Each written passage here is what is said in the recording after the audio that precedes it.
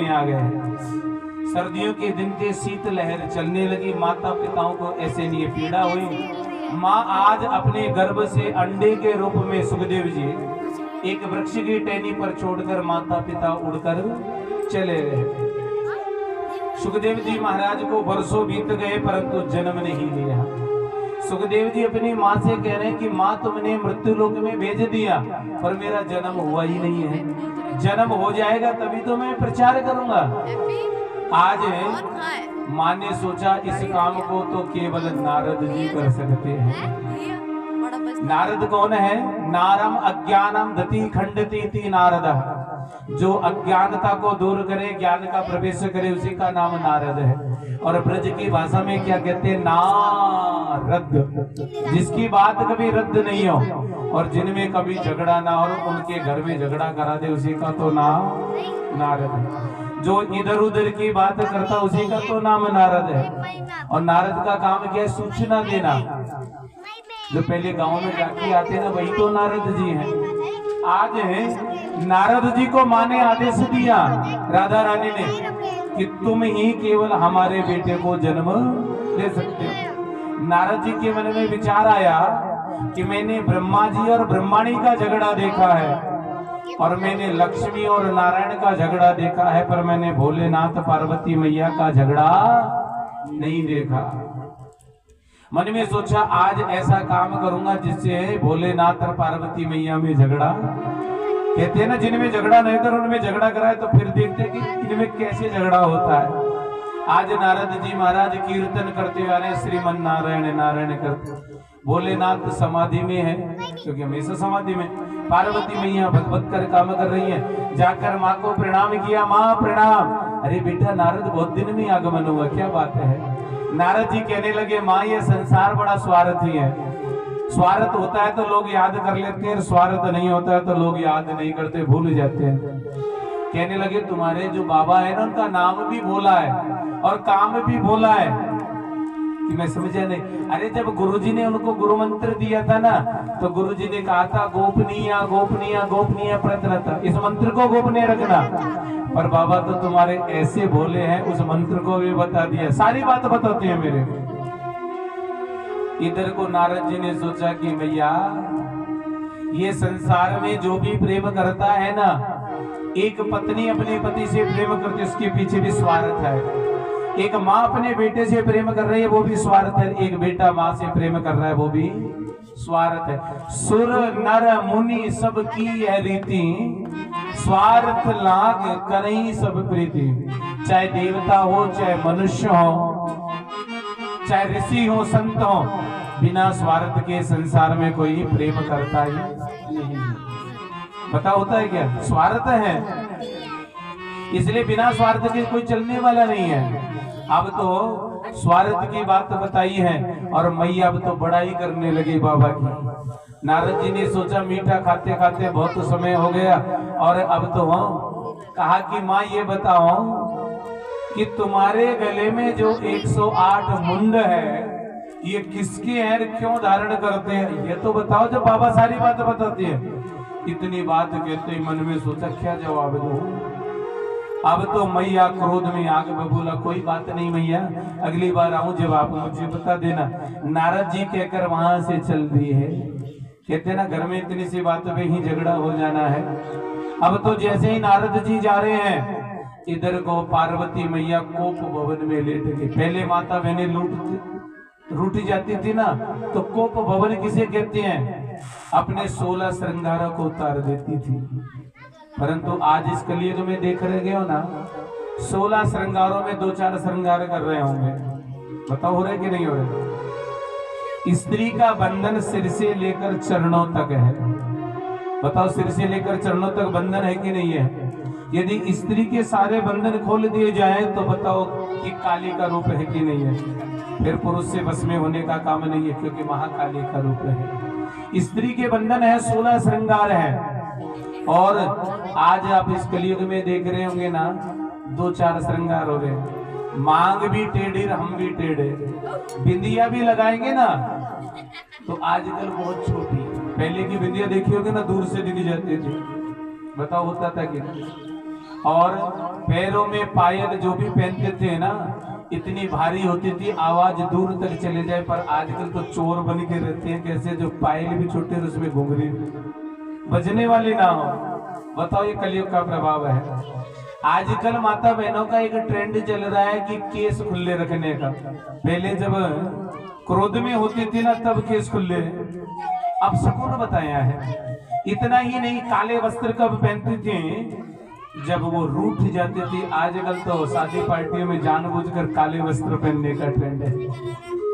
बताओ, आज पार्वती मैया उल्टी लेट गई, काले वस्त्र धारण कर लिए, 16 श्रृंगार उतार दिए। और अब तो जैसे नारद जी गए तो बाबा की समाधि टूट गई, बाबा को प्रणाम किया, बाबा प्रणाम। आज भोलेनाथ कहने लगे, कहाँ जा रहे हो, हमारे लायक कोई सूचना है? आज नारद जी ने कहा, बाबा तुम्हारे लायक एक ही सूचना है, मैया तुमको याद कर रही है, जल्दी जाना। बाबा कहने लगे, जहां नारद बेटा तुम चले जाओ वहां मैया याद ना करें, ऐसा तो हो ही नहीं सकता। अब तो जैसे नारद जी कहकर चले गए और भोलेनाथ आए, पार्वती मैया कोप भवन में लेती हैं, रूठ जाती है ना, तब उनका रूप बड़ा भयानक। भोलेनाथ बार बार कह रहे, देवी क्या बात है कि आज पार्वती कहने लगी, स्वामी आपका नाम ही भोला है पर काम भोला नहीं है। कि मैंने ऐसा क्या कर दिया कि स्वामी आप बड़े छलिया हो, बड़े कपटी हो, कि मैं समझा नहीं, आप सुस्पष्ट बताओ, आपके दुख को मैं ही समझ सकता हूँ। फिर कहा, स्वामी ये बताओ, आपके गले में 108 ये मुंड किसके हैं और क्यों धारण करते हैं? भोलेनाथ ने कहा, देवी आज तक तुमने पूछा नहीं और मैंने बताया नहीं, आज तुम पूछ रही तो मैं जरूर बता। ये 108 मुंड किसी की नहीं है, तुम्हारे हैं। जब तुमने पहली बार जन्म लिया और जैसे तुमने शरीर को त्यागा, तुम्हारे प्रेम में मैं इतना पागल हो गया, तुम्हारे शरीर से मैंने मुंड को अलग किया और अपने गले में धारण कर लिया माला। संसार के प्रत्येक पुरुष कहते जरूर है धर्मपत्नी से, क्या मैं बहुत प्रेम करता हूँ, पर ऐसा कोई पुरुष है क्या कि धर्मपत्नी के मरने के बाद उसको मुंड को गले में धारण करता हो? कोई करता है क्या? भोलेनाथ कहते हैं कि ये सब नकली हैं, जो केवल नकली प्रेम करते हैं, असली प्रेम तो मैं करता हूँ। तुम्हारा जन्म एक बार नहीं, 2 बार नहीं, 108 बार हो गया। अब तो पार्वती मैया और आग बबूला हो गई कि तुम कपटी नहीं, महाकपटी हो। तुमने तो ऐसी कौन सी दवा खा रखी है, जड़ी बूटी, जो तुम कभी मरते ही नहीं हो, और हमको ऐसी कौन सी जड़ी बूटी दे रखी है जो बार बार जन्म लेती है और बार बार मरती है। भोलेनाथ ने कहा, स्वामी कि देवी हमने तो अमर कथा का पान कर रखा है, ये अमर कथा हमें भी सुनाओ। अमर कथा क्या है? भगवान की जो कृष्ण कथा है, इसी का नाम अमर कथा है। जो भी अमर कथा का पान कर लेता है वो जन्म मरण के चक्र से मुक्त हो जाता है। आज भोलेनाथ ने कहा, देवी अमर कथा का पान करो। आज भोलेनाथ जंगल में गए, एक व्यासपीठ बनाई, भोलेनाथ बैठ गए। भोलेनाथ कहने लगे, देवी तुम सम्मुख बैठ जाओ और देखो हम कथा सुनाएंगे आंख बंद करके।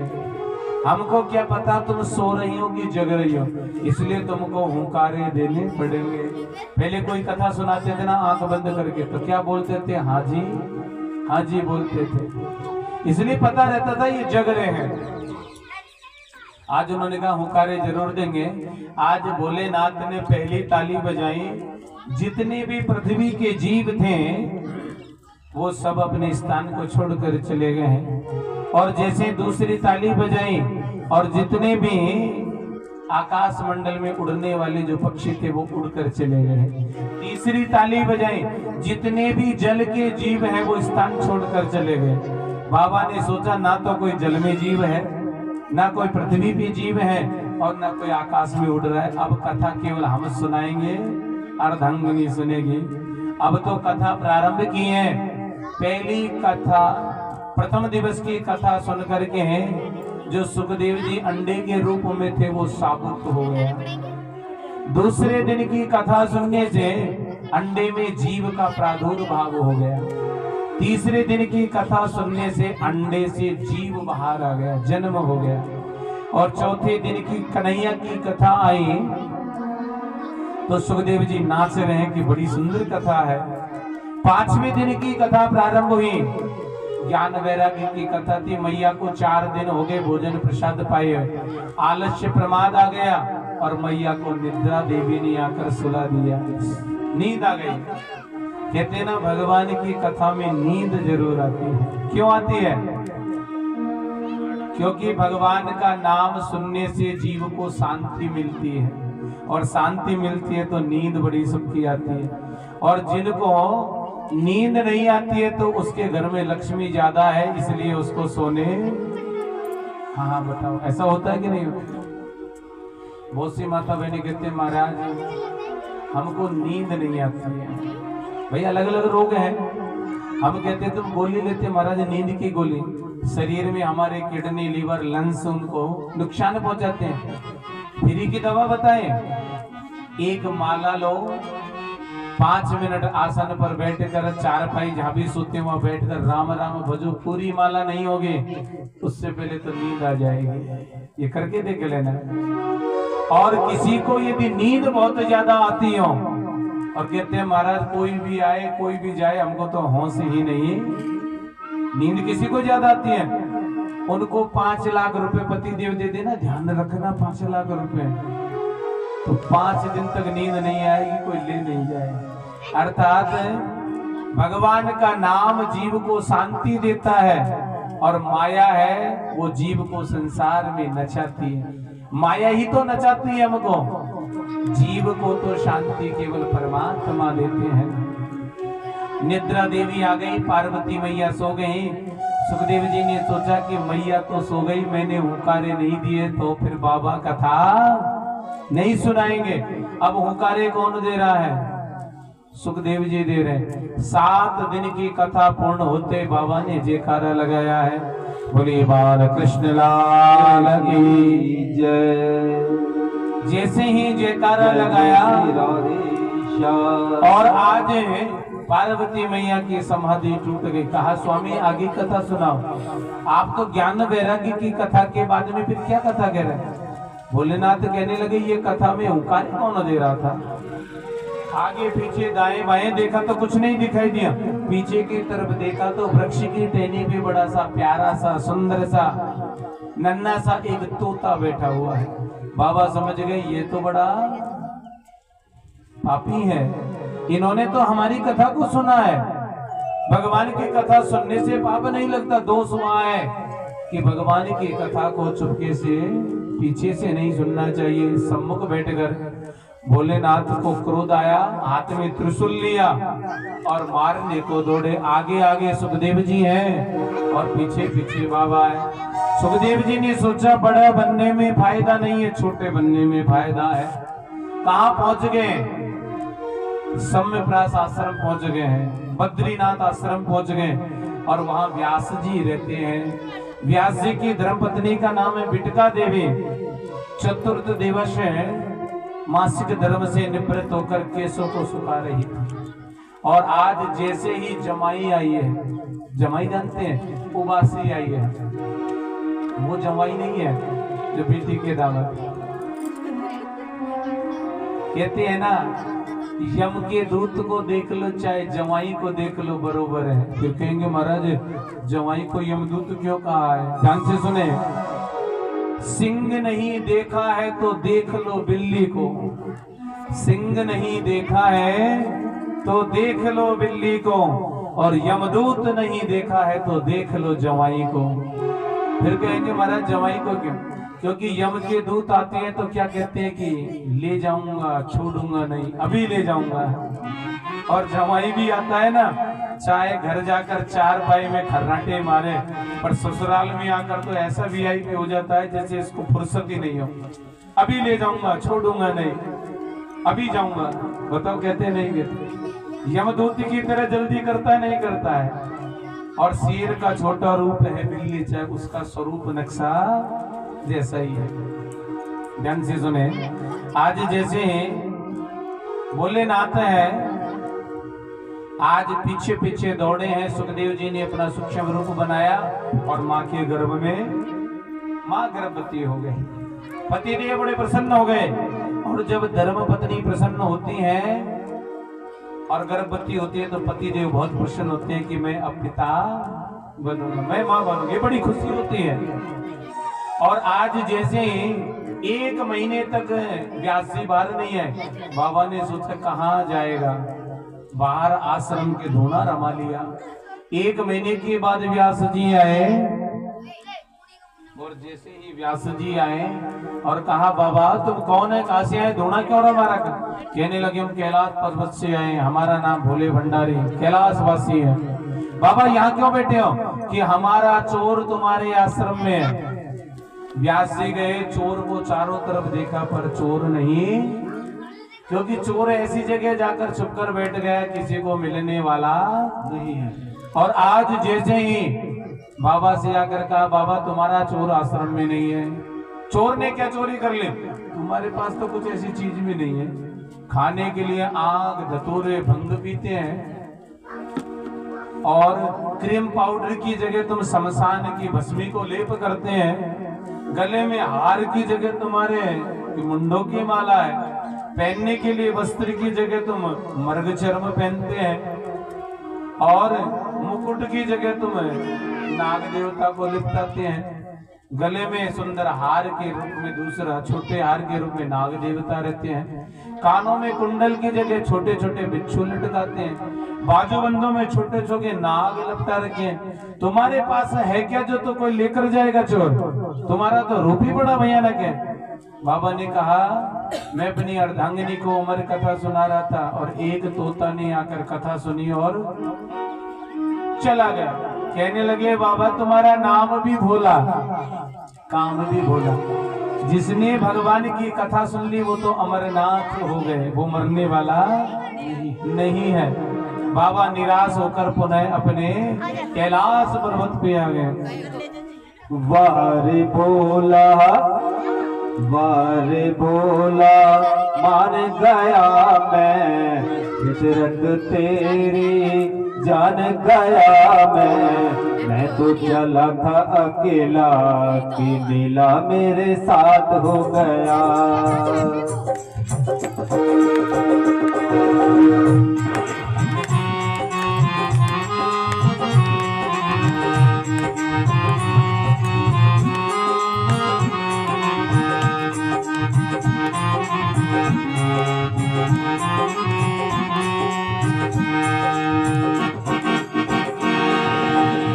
वारे बोला मान गया मैं, वारे बोला मान गया मैं, फितरत तेरी जान गया मैं, फितरत तेरी जान गया मैं तो चला था अकेला कि मिला मेरे साथ हो गया, मैं तो चला था मेला कि मेला मेरे साथ हो गया, ओ मेला मेरे साथ हो गया कि मेला मेरे साथ हो गया, मेला मेरे साथ हो गया,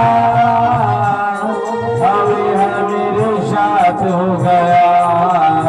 मैं तो चला था अकेला कि मेला मेरे साथ हो गया,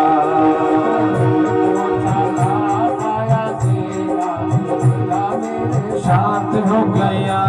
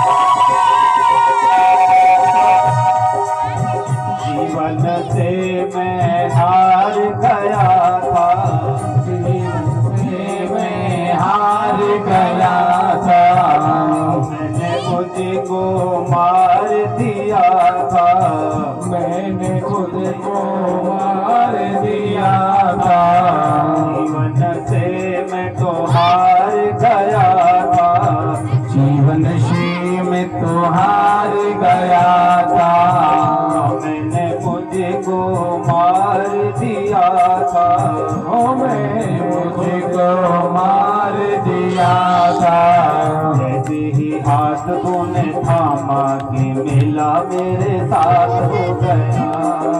मैं तो निकला अकेला कि मेला मेरे साथ हो गया। मेला मेरे साथ हो गया। मेला मेरे साथ हो गया। मेला मेरे साथ हो गया। मैं तो चला था अकेला कि मेला मेरे साथ हो गया। कि मेला मेरे साथ हो गया।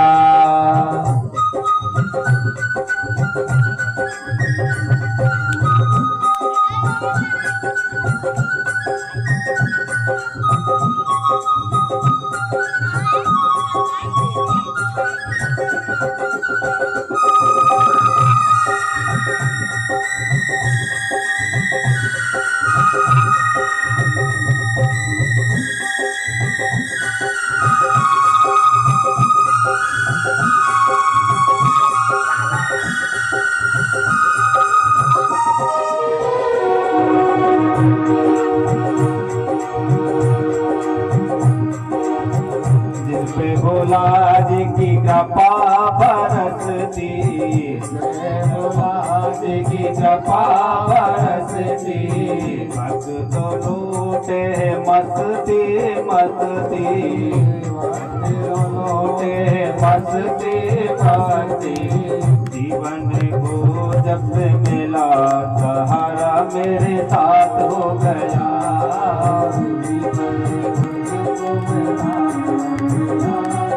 साथ हो गया।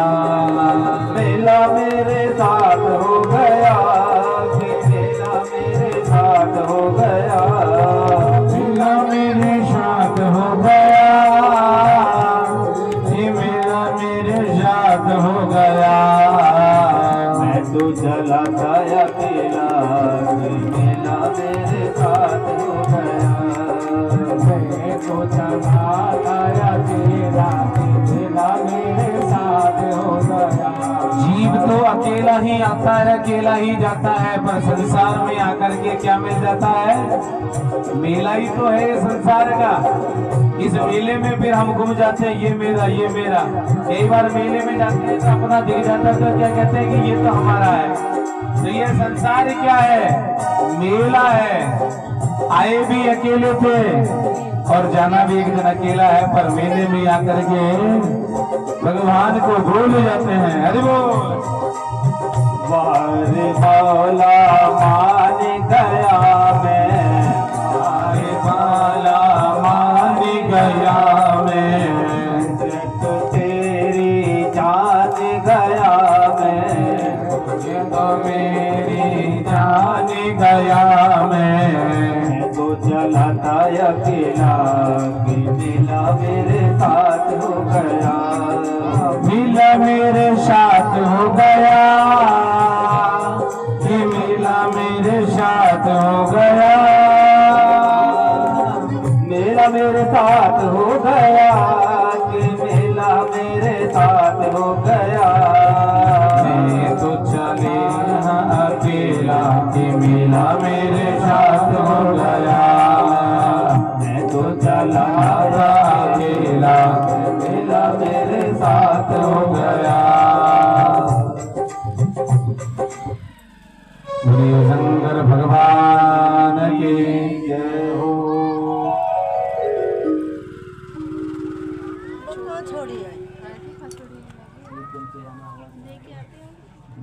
बोलिए भक्त वत्सल्य भगवान की जय हो। ध्यान से सुने, आज माँ के गर्भ में कौन आ गया? सुखदेव जी आ गए। माँ का गर्भ सबसे बड़ा गर्भ नरक है। बताओ नरक है कि नहीं है? क्यों नहीं है माँ का नरक? गर्भ को नरक क्यों बताए? क्योंकि जीव माँ के गर्भ में उल्टा लटका, पैर ऊपर होते और सिर। भगवान से प्रार्थना करता है जीव, हे प्रभु मैं नरक कुंड में हूँ और इस नरक कुंड से बाहर निकालो मैं तेरा। परंतु आज सुखदेव जी ने माँ के गर्भ को मंदिर बना दिया। कभी गरुड़ घंटे की आवाज, कभी शंख की ध्वनि आ रही है, कभी वेदों के पाठ की ध्वनि। 9 महीने नहीं रहा सुखदेव जी, माँ इंतजार कर रही है, बेटा होगा। 1 वर्ष हो गए, 2 वर्ष हो गए, 5 वर्ष हो गए, माँ को आवाज सुनाई दे, कोई आवाज आती, कान लगा कर सुने तो पता लगता है ये तो वेदों की ध्वनि है। 10 वर्ष निकल गए, माँ के गर्भ को मंदिर बना लिया। अब तो 12वां वर्ष चला, ऐसे नहीं है, पीड़ा हुई। और आज माता पिताओं ने कहा बेटा तुम इस गर्भ से बाहर आओ। भगवान ने शमनी आकर कहा मेरी माया नहीं घेरेगी। 12 वर्ष के बाद में सुखदेव जी बाहर आए हैं। बोले सुखदेव जी महाराज के। जैसे सुखदेव जी महाराज बाहर आए, जन्म से सभी जीव निर्वस्त्र होता है, नग्न होता है, परंतु यहाँ संसार में आकर उसके तन को ढका जाता है। आज नाल को कंधे पर रखा, जानते नाल, बालक जन्म लेता है, नाल को काटा जाता है, नाल को कंधे पर रखा, सीधे वन की ओर जा रहे हैं। पिताजी जोर जोर से पुकार रहे हैं बेटा रुक जाओ, 12 वर्ष के बाद में हुआ है, कम से कम चेहरा का दर्शन तो करा दो। नहीं रुके। क्यों नहीं रुके? फिर रुक जाऊंगा तो माया घेर लेगी, ये पिताजी है, ये माँ है, ये घर है, और फिर मैं भगवान का भजन कहाँ करूंगा। आगे गए तो कुछ माता बहनें स्नान कर रही थी अर्ध वस्त्र पहनकर।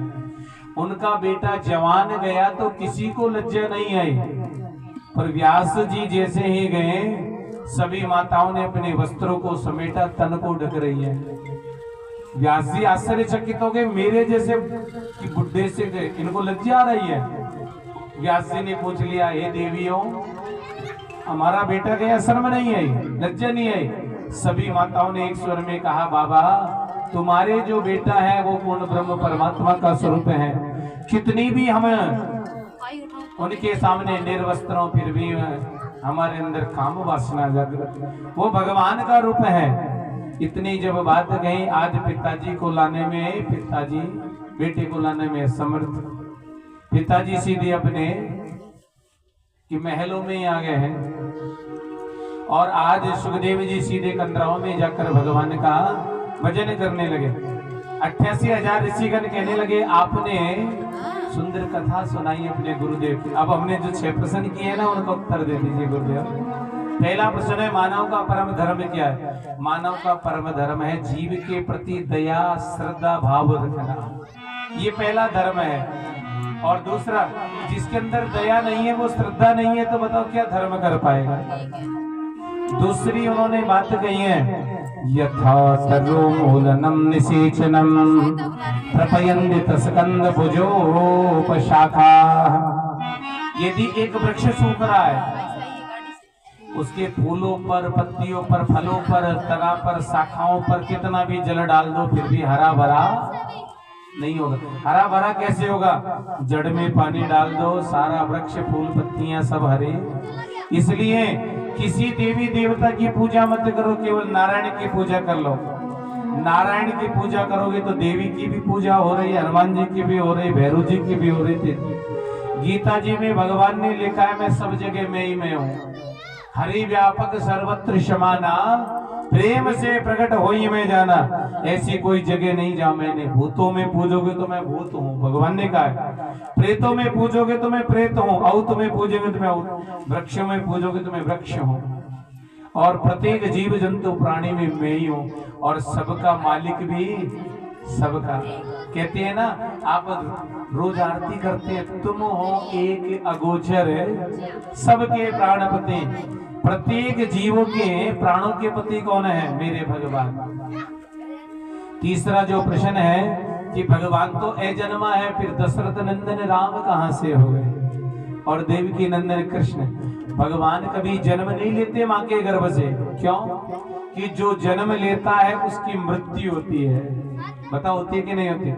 और जो अवतरित होता है वो अंतर ध्यान होता है।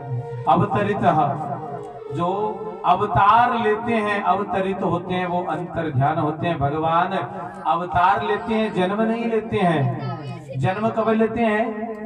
जब संसार में पाप बढ़ जाता है, पुण्य ना के बरोबर होता है, तो भगवान धर्म की स्थापना के लिए अवतरित होते हैं। धर्म संस्थापनार्थाय संभवामि युगे युगे। धर्म की स्थापना के लिए भगवान ब्रह्मलोक से आते हैं, अपने धाम से आते हैं। क्यों आते हैं? जब जब होई धर्म की हानि बढ़ी असुरे महाअभिमानी। जब पाप का बोलबाला हो जाता है तो राक्षसों का संहार करने के लिए भगवान अवतरित होते हैं। फिर कहते हैं भगवान कौन से रूप में अवतरित होते हैं? तब तब धरी प्रभु विविध शरीरा हरहि कृपा निधि सज्जन पीरा। मेरे भगवान अलग अलग रूप में अवतरित। भगवान के कुल अवतार कितने? ध्यान से सुने। भगवान का पहला अवतार है सनक सनंदन सनातना, चौथे सनत कुमार। चारों भाइयों के रूप में है, वो भगवान का पहला अवतार है। दूसरा अवतार है वराह अवतार। भगवान सूकर के रूप में है। विष्टा के कोट को हटाने के लिए भगवान सूअर भी बने हैं, सूकर बने हैं। भगवान का तीसरा अवतार संत नारद जी के रूप में है और भगवान का चौथा अवतार नर नारायण के रूप में है और भगवान का पांचवा अवतार श्री कपिल देव जी के रूप में है। भगवान का छठा अवतार दत्तात्रेय जी महाराज जिन्होंने 24 गुरु बनाए। भगवान का सातवां अवतार यज्ञ नारायण, हम जो हवन यज्ञ करते हैं वो नारायण का रूप है। भगवान का आठवां अवतार है ऋषभ देव जी के रूप, जिन्होंने जैनों के प्रथम तीर्थंकर हैं।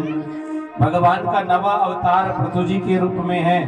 भगवान का 10वां अवतार मीन भगवान, जो मछली के रूप में जन्म लिया, मछली के गर्भ से, जिनको क्या कहते हैं? मत्स्य अवतार, मीन भगवान कहते हैं। राजा सत्यव्रत राजा हुए थे, उनकी आकांक्षाओं को दूर करने के लिए भगवान मछली के गर्भ से आए। भगवान का 11वां अवतार कच्छप अवतार। मंदराचल पर्वत जब धसने लगा तो भगवान कछुआ बनकर आए। कई बार घर में लक्ष्मी प्राप्ति के लिए कछुए वाली अंगूठी पहनते हैं, कछुए की पूजा करते हैं। अच्छा बताओ, कछुआ की पूजा करने से क्या लक्ष्मी आ जाएगी? क्या कर्म करने से आएगी? यदि कछुआ की पूजा करने से लक्ष्मी आ जाए तो लोग कमाए नहीं तो फिर कछुए की पूजा कर लेंगे। वो से कहते हैं महाराज हमारे हाथ देखो क्या हमारे भाग्य में लिखा हुआ, कहते हैं ना। हम कहते हैं हाथों की लकीरों में लिखा है, जो हाथों की लकीरें बदलती रहती हैं। अरे जिनके हाथ नहीं होते हैं, हाथ बोतोगे क्या उनका भाग्य नहीं होता है? क्या होता है ना? क्या कि जिनके पैर नहीं होते क्या वो कर्म नहीं करते हैं क्या? इसलिए भगवान ने एक ही बात कही है, तुम कर्म करो भाग्य अपने आप बने। आपके कितने पैर हैं? 2 पैर हैं। पहला जो पैर है सीधा पैर, वो किसका है? कर्म का। और दूसरा पैर किसका है? भाग्य का। अर्थात आप चलते हैं तो सबसे पहले पैर कौन सा उठता है? सीधा। अर्थात कर्म करोगे तो भाग्य तो अपने आप बन जाएगा। इसलिए जीव को कर्म करता रहना चाहिए। 12वां अवतार धनवंतरी की अवतार हुआ। भगवान अमृत का कलश लेकर प्रकट हो गए और उस अमृत के लिए कौन कौन लड़ रहे हैं? देवता राक्षस। भगवान ने सोचा कि मुझे मोहिनी रूप धारण करना चाहिए और भगवान का 14वां अवतार नरसिंह रूप, आधा सिंह आधा मनुष्य बनकर क्यों आए? भक्त प्रहलाद की रक्षा के लिए। भगवान का 15वां अवतार वामन अवतार, बौना रूप धारण करके आए। जो संसार में मांगता है वो बौना बन जाता है, जो नहीं मांगता वो कहता है मैं इससे कोई छोटा तो नहीं। जो मांगता नहीं है वो बौना नहीं है, और जो मांगता है झुक जाता है वो बौना बन जाता है। भगवान शुभ मांगने के लिए आए तो क्या बन के आए? बौना बन के आए कि सुंदर बामन अंगुल के बने। भगवान का 16वां अवतार परशुराम जी के रूप में हुआ। भगवान का 17वां अवतार महर्षि वेद व्यास जी के रूप में, जिन्होंने वेदों की रचना की है। भगवान का जो 18वां अवतार है वो प्रभु श्री राम जी के रूप में हुआ। 19वां जो अवतार है वो शुभ बलराम जी के रूप में हुआ। 20वां जो अवतार है मेरे कन्हैया के रूप में हुआ। 21वां जो अवतार है हरि अवतार हुआ और 22वां अवतार हंस अवतार हुआ। 23वां अवतार बुद्ध अवतार हुआ और 24वां अवतार हुआ नहीं, अभी होगा। कहाँ होगा? उत्तर प्रदेश के मुरादाबाद शहर संबल ग्राम में विष्णु यश ब्राह्मण के घर देवदत्त घोड़े पर सवार होकर कल की भगवान अवतार ले। फिर कहेंगे महाराज राक्षस कौन सा होगा, क्योंकि भगवान होंगे तो राक्षस भी होगा। सतयुग में 4 अक्षर वाला राक्षस था जिसे हमें हिरण्याकश्यपु कहते हैं, हिरण्याक्ष कहते हैं। और फिर समय बदला, त्रेता आया तो फिर 3 अक्षर वाला राक्षस हुआ जिसे हम रावण कहते हैं। फिर द्वापर आया तो 2 अक्षर वाला राक्षस हुआ जिसे हम कंस कहते हैं। और कलयुग में 1 अक्षर वाला राक्षस होगा जिसका नाम मैं होगा। कोई भी काम करते हैं संसार में क्या कहते हैं, मैं कर रहा हूं। और भगवान बार बार कहते हैं जब मैं था तब हरि नहीं, अब हरि है तो मैं नहीं। जब जीव के अंदर अहम होता है तो भगवान नहीं रहते हैं, और जहां भगवान होते हैं वहां अहम नहीं होता है। आज हर कोई व्यक्ति के अंदर अहम है, ईगो है। प्रेम को किसने दूर किया है, घमंड ने। बताओ किया कि नहीं किया। हर किसी के अंदर कोई आगे से बोलना पसंद नहीं करता है कि मैं बोलूंगा, मैं कोई छोटा थोड़ा, ये बोले तो छोटी सी भी बात हो जाए ना घर में, माँ बेटे के हो जाए, पति पत्नी के, वहीं पर भी ईगो आ जाता है। इन्होंने घमंड किया है, पहले ये बोलेंगे इन्होंने झगड़ा किया है। अरे जो कुछ मिलता है वो झुकने से मिलता है। आप घमंड करोगे, नहीं झुकोगे तो मिलने। अच्छा ये बताओ, ये जीवन कितने दिन का मिला है पता नहीं है। और कहते हैं इस समय को चाहे हंसकर निकालो, चाहे रोकर निकालो, चाहे नाच